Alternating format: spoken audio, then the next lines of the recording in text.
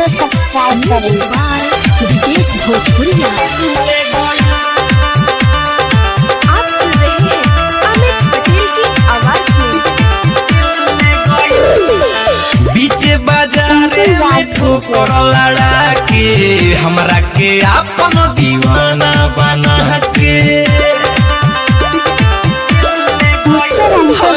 बीच बाजारे में ठोकर लड़ा के हमरा के अपन दीवाना बना के ऐसन बीमारी धरा के गई स्कूटी वाली दिल ले गई स्कूटी वाली दिल ले गई हाँ हाँ हाँ स्कूटी वाली दिल ले गई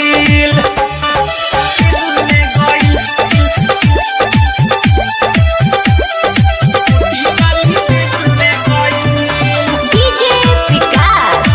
रीगा सीतामढ़ी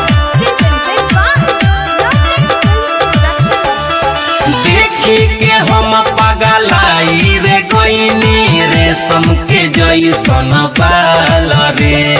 बढ़ता रही रही के हो बेचैनी भइल बा ऐसन हाल रे देखी के हम पगलाई रे गईनी रेशम के जैसन बाल रे बढ़ता रही रही के हो बेचैनी भइल बा ऐसन हाल रे नैन से नैन लड़ा के गई स्कूटी वाली दिल ले गई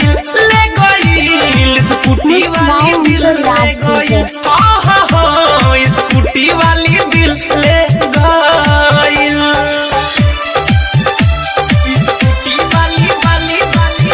म्यूजिक बाय विदेश भोजपुरिया आप सुन रहे हैं अमित पटेल की आवाज में। ठोकर लड़ा के धीरे से यारवा का कहीं जब मुस्काइल रे खोली के हमारा दिल के केवाड़ी भीतर ले जाके समाइल रे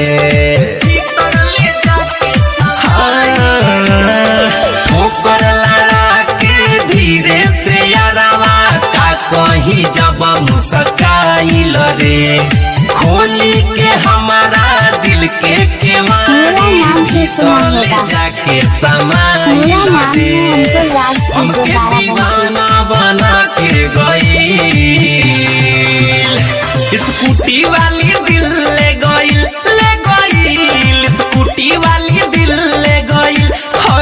बीच बाजारे में ठोकर लड़ा के हमरा के अपन दीवाना बना के ऐसन बेमा